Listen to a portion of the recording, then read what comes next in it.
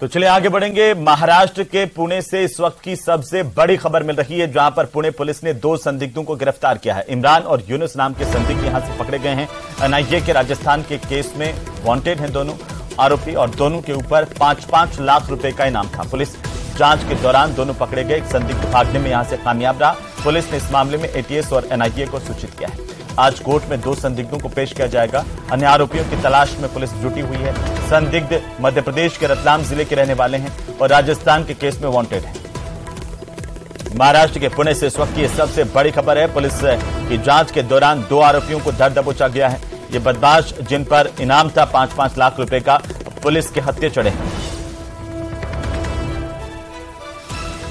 तो आज इन दोनों को कोर्ट में पेश किया जाएगा और इसके बाद पूछताछ की जाएगी। इमरान और यूनुस नाम के ये संदिग्ध हैं। एनआईए के राजस्थान के केस में वांटेड हैं और दोनों को गिरफ्तार किया गया है।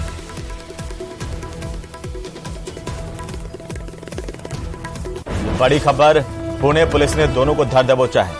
एक संदिग्ध हालांकि मौके से भागने में कामयाब रहा, लेकिन 2 संदिग्धों को गिरफ्तार किया गया है। ज्यादा जानकारी के साथ मुंबई से हमारे संवाददाता अमित राय फोन लाइन पर हैं। अमित, कैसे पूरी गिरफ्तारी हुई है, क्या जानकारी है? देखिए, गिरफ्तारी की गई है और उनसे कोथरूड पुलिस स्टेशन में लगातार पूछताछ चल रही है। उसका तीसरा साथी जो पुलिस की गिरफ्त से फरार हुआ है, उसके बारे में भी जानकारी ली जा रही है और पुलिस ने अपने मुखबिरों को जो है वो पूरी तरीके से सतर्क कर दिया है। एनआईए और एटीएस को जानकारी दे दी गई है और जिन 2 लोगों को गिरफ्तार किया गया है उनके नाम जो है इमरान खान और मोहम्मद यूनुस। ये लोग एनआईए के एक एफआईआर दर्ज हुई थी 2022 में। उस मामले में जो है ये दोनों 1 साल से वांटेड थे आरोपी और इन पे 5-5 लाख रुपए का इनाम था। तो अब लगातार पुलिस जो है इनसे पूछताछ कर रही है। अब थोड़ी देर बाद जो है इन्हें कोर्ट में प्रोड्यूस किया जाएगा। कोर्ट में प्रोड्यूस करने के बाद जो रिमांड कॉपी जो है पेश की जाएगी, उससे बहुत खुलासे हो सकते हैं कि आखिरकार क्या कुछ सबूत और क्या कुछ जानकारी जो है गिरफ्तार करने के बाद पूछताछ में इनसे मिली है।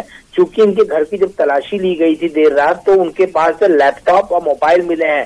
तो ये जो लैपटॉप और मोबाइल है, उनसे क्या कुछ सबूत हाथ लगे हैं, क्या कुछ जानकारी या डॉक्यूमेंट हाथ लगे हैं, इन चीजों की जानकारी भी जो है कोर्ट में खुलासा हो सकता है। तो अब इंतजार ये है कि जब इनको कोर्ट में प्रोड्यूस किया जाएगा तो कोर्ट में क्या कुछ तथ्य जो है पुलिस अपनी तरफ से रखती है आगे की रिमांड के लिए। चलिए, बहुत शुक्रिया अमित, तमाम जानकारी के लिए। नजर बनाए रखिए, अपडेट हम आपसे लेते रहेंगे। आगे बढ़ेंगे। इसी बीच बीकानेर से बड़ी खबर, जहां रोहित गोदारा के नाम पर महिला को धमकी दी गई है। कार में आए 3 बदमाशों ने यहां पर महिला को धमकाया। 80 लाख रुपए की फिरौती नहीं देने पर इस महिला को बच्चों के अपहरण करने की धमकी दी गई। इन बदमाशों ने खुद को रोहित गोदारा का गुर्गा बताया। जेएनवीसी थाना में पीड़ित महिला ने केस दर्ज करवाया है। रोहित गोदारा से फोन पर बदमाशों ने बात भी करवाई। बड़ी खबर है, ये गुंडा रोहित गोदारा, जिसके नाम से इसके गुर्गे बता करके फिरौती मांगने के लिए पहुंचे थे और यहां पर एक महिला को जान से मारने की धमकी दी गई। 80 लाख रुपए की फिरौती की मांग इनकी तरफ से की गई थी। ये कहा गया कि अगर फिरौती नहीं दी गई तो उसके बच्चों का अपहरण कर लेंगे। इसके बाद महिला ने पुलिस में केस दर्ज करवाया। पुलिस इस पूरे मामले को लेकर के अभी तफ्तीश कर रही है।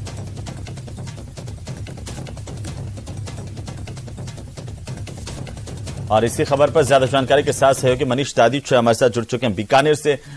मनीष, कैसे ये पूरा मामला सामने आया, अभी पुलिस इस पर क्या कह रही है? जी, जेएनवीसी थाना क्षेत्र की ये पूरी घटना है, जहां पर जो महिला है वो वैसे एक गांव की निवासी है, लेकिन किराए के मकान पर रहती है और किराए के मकान पर रहने के दौरान उसके पास में 3 युवक स्विफ्ट कार से आते हैं और आने के बाद में सबसे पहले उसको धमकी देते हैं कि अगर वो 80 लाख रुपए नहीं देती हैं तो उसके बच्चों का अपहरण कर लिया जाएगा। किडनैपिंग की जो धमकी दी गई बच्चों को, उसके बाद में 80 लाख की जो फिरौती है वो रोहित गोदारा के नाम पर मांगी गई है। इसके अलावा एक नंबर से रोहित गोदारा के नाम पर बात भी करवाई गई है। महिला को फोन किया गया था मोबाइल से और मोबाइल पर एक नंबर से बात करवाई, एक शख्स से बात करवाई जिसने खुद को रोहित गोदारा बताया था और उसने धमकी दी थी कि अगर 80 लाख रुपए अगर वो फिरौती के नहीं देगी तो जब उसके बच्चे स्कूल जाएंगे तो उसका जो है अपहरण कर लिया जाएगा। फिलहाल जेएनवीसी थाने में महिला ने मामला दर्ज करवाया है और जो पुलिस है वो इस पूरे मामले की पड़ताल में जुटी हुई है। इससे पहले भी ऐसे कई दफा मामले सामने आ चुके हैं जब रोहित गोदारा के नाम पर धमकी मांगने की, फिरौती मांगने की जो वारदात है वो सामने आ चुकी है। जी चलिए, बहुत शुक्रिया मनीष, तमाम जानकारी के लिए। नजर बनाए रखिए और अपडेट हम आपसे लेते रहेंगे। चलिए आगे बढ़ेंगे और इसी बीच सीकर के श्रीमाधोपुर इलाके से इस वक्त की सबसे बड़ी खबर मिल रही है, जहां पर टोल पर बदमाशों ने फायरिंग की है। रलावता टोल पर कार सवार बदमाशों ने फायरिंग की। टोल को लेकर के बदमाशों ने यहां पर फायरिंग की और फायरिंग के दौरान टोल कर्मी के सीने में गोली लगने की जानकारी भी सामने आ रही है। घायल टोल कर्मी को जयपुर रेफर किया गया। नीमका थाना की तरफ ये बदमाश भागे हैं। फरार बदमाशों को पकड़ने जाने की सूचना मिल रही है। हरियाणा के बदमाश बताए जा रहे हैं, जो ये कहा जा रहा है कि पुलिस ने इनको पकड़ लिया है। बड़ी खबर, कार में 3 बदमाश मौजूद थे और एक युवती भी इनके साथ थी। इन्होंने फायरिंग की, टोल कर्मी के सीने में गोली मारी, उसके बाद यहां से भाग छूटे थे। सीकर के श्रीमाधोपुर से ये सबसे बड़ी खबर है।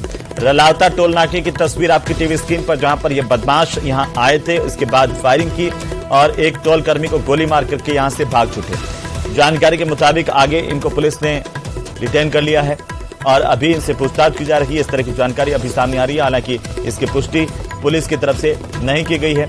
ज्यादा जानकारी के साथ सहयोगी संदीप हुड्डा हमारे साथ है। संदीप, अपडेट क्या है? देखिए, ये रलावता टोल बूथ जो श्रीमाधोपुर इलाके में है, बताया जा रहा है कि कार में सवार होकर के और 3 युवक और एक युवती थे, जिन्होंने टोल को लेकर के पहले बहसबाजी शुरू की और उसके बाद जब बात हाथापाई की आ गई तो जो कार सवार जो युवक थे वो नीचे उतरे और उन्होंने सीधे जो फायरिंग करी तो सीधा हिट फायर उसके जो टोल पर बैठा हुआ जो लड़का था उसके सीने में लगा, जिसको गंभीर अवस्था में जयपुर रेफर किया गया और उसकी स्थिति फिलहाल जो है वो काफी नाजुक बताई जा रही है, क्योंकि गोली जो है वो सीने में लगी। और इसके बाद में ये जो बदमाश है सारे के सारे नीमका थाना की तरफ वहां से भागे थे। हालांकि पुलिस अभी तक इसकी पुष्टि नहीं कर रही, लेकिन बताया जा रहा है कि सभी जो बदमाश थे उनको डिटेन कर लिया गया है, उनको पकड़ लिया गया और उनसे अब जो पुलिस की टीम है वो पूछताछ कर रही है और आज जो थोड़ी देर बाद जो है पुलिस इस पूरे मामले का खुलासा कर सकती है और बदमाशों को जो है वो गिरफ्तार कर सकती है। जी बिल्कुल संदीप, चलिए बहुत शुक्रिया तमाम जानकारी के लिए। लेकिन सवाल ये कि आखिरकार बदमाशों के हौसले बुलंद हैं और एक के बाद एक सरेआम वारदातों को अंजाम देने से बदमाश नहीं चूक रहे हैं। सीकर के श्रीमाधोपुर इलाके की ये तस्वीरें देखिए, जहां पर बदमाश यहां एक टोल नाके पर रुके थे, उन्होंने टोल नहीं दिया, इससे उनकी बहस हुई, इसके बाद फायरिंग की और भाग छूटे। खबरें अभी और भी हैं, लेकिन फिलहाल वक्त एक छोटे से ब्रेक का। जल्द लौटते हैं।